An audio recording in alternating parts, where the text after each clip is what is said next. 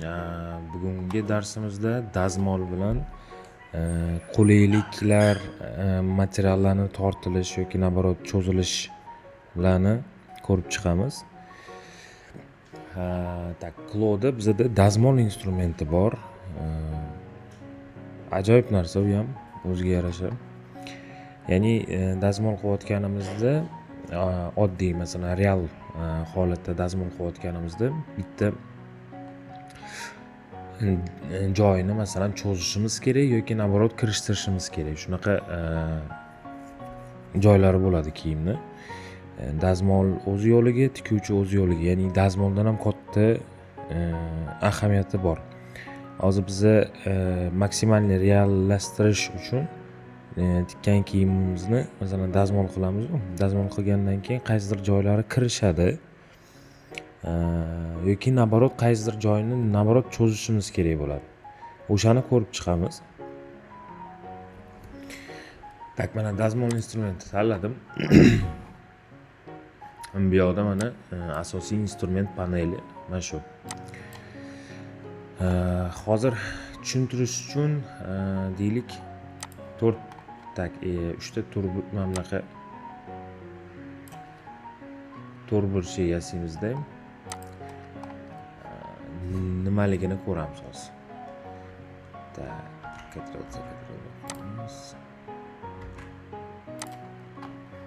Bulavkalab qo'yamiz.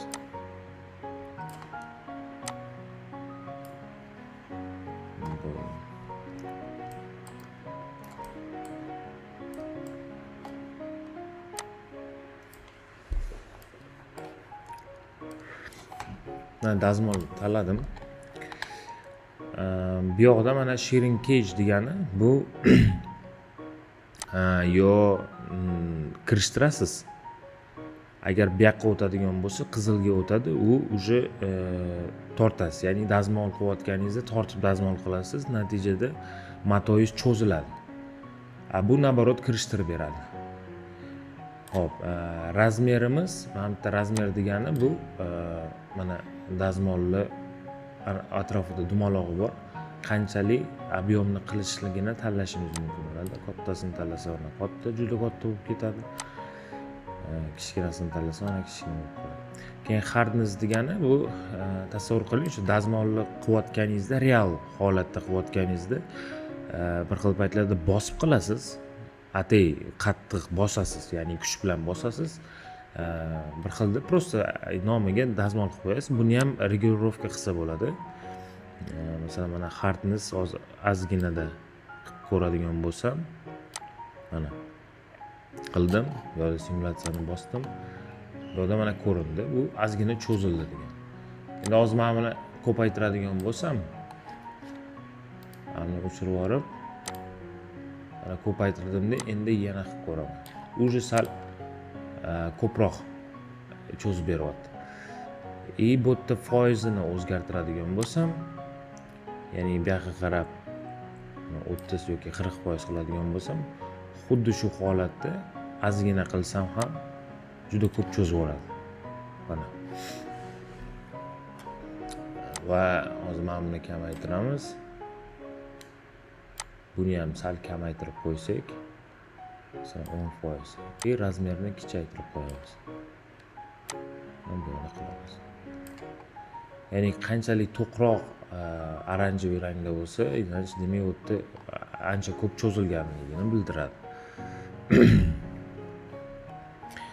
Xuddi shunaqa naborot kirishtirish kerak bo'ladigan bo'lsa, nima qilamiz?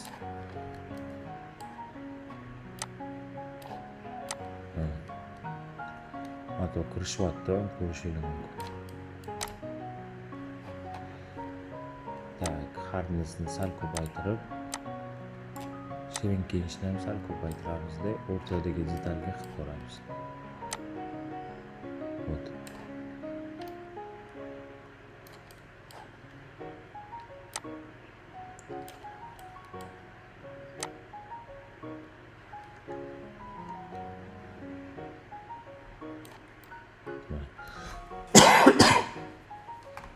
Tak, bu tushunarli bo'ldi. Endi kiyimni o'zida tajribadan o'tkazib ko'ramiz. Xo'p. Oddiy rubashka tanladim bibliotekadan. Hozir shunga endi dazmol qilamiz. Xo'p, deylik, mana bu yerda biz ozgina cho'zishimiz kerak. Ozgina, ko'p emas. Cho'zishimiz kerak bo'ladigan bo'lsa, dedi bir bu 5% bo'lsin, hardness shunaqa tursin, razmeri ham shunaqa tursin.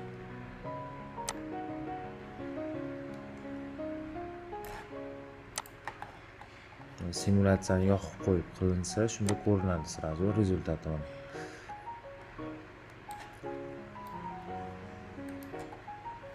Yani cho'zyapmiz.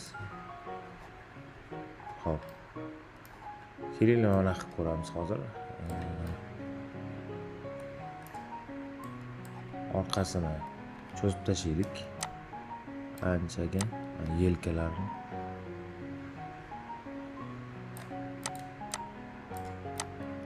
Yani ishib naglядно mana. Bu ancha tortib qilingan dazmolda, bu ana real holatda oladigan bo'lsangiz ancha qiynalgan mato hisoblanadi. Juda anaqasi transformatsiya bo'lib ketgan. Endi xuddi shunaqa qilib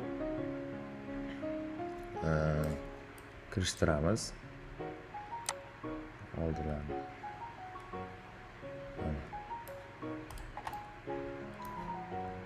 То же самое обязательно. Tushunarli bo'ldi deb o'ylayman. O'sha kerak joyda kerakli instrument bilan ishlatsanglar yaxshi. Tak, remove all steam qilaman. Endi оценка удобства bor. Ya'ni qanchalik kiyim qulay, noqulayligini ko'rib beradigan instrument. Uni yurish animatsiya bilan qilgani yaxshi. Ya'ni bu yerda zo'r ko'ringani bilan animatsiya bo'lgandan keyin, ya'ni yurgandan keyin kiyim движениеga keltirgandan keyin уже boshqacha bo'lishi mumkin. Hozir mana bu yerda оценка удобства, karta напряженности bor. Ya'ni qayerda matoyimiz bir qanaqadir напряженный состояниеda turadi, ya'ni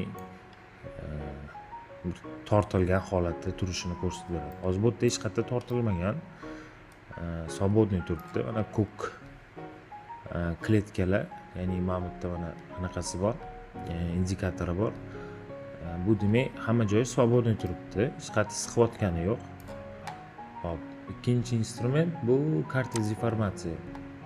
Deformatsiya qayerda mato deformatsiya bo'layotganini ko'rsatib beradi. Bu yoqda ozgina mana qanaqadir deformatsiya ketyapti. Endi tortadigan bo'lsam, mana ko'rishingiz mumkin, qizil bo'lib qo'yapti. U demak o'sha tolalari tortilib turganini bildiradi. Matoni tolalari shunaqa bo'lgan. Hozir mana shu joyida dazmol qilib ko'raylik-da. Kirishtiramiz masalan. Mana bu yoqni agar kirishtiradigan bo'lsak, mana sразу уже qizil bo'lib qo'yapti. Yoki nabarot tortadigan bo'lsak, bu yoqda mana ko'rib turibsizlar, уже свободный ko'rinib turibdi. Уже qizili yo'q bu yoqda. Ya'ni matoni tolalari tortilgan sayin bu yoqda shunaqa qizil bo'lib qolaveradi. Bu bitta joy. O'sha qizili joy o'sha matoni tortilgani, ya'ni siqib turganini bildiradi.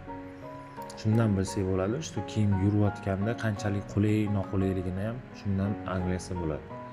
Keyin bu yerda karta problemniy zon bo'lyapti.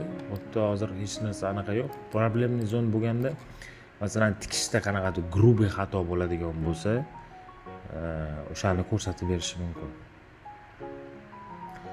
Bu yerda 4-instrument pressure mark, bu matoni anaqaga tanaga qanchalik tegib turishini ko'rishingiz mumkin bo'ladi.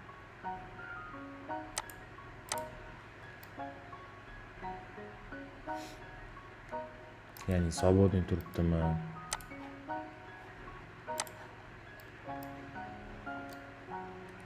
ya'ni прозрачностьni ko'rasiz. Shu anglasangiz bo'ladi, qaysi joyi ko'proq tegib turganini ham ko'rsangiz bo'ladi. Shunaqa.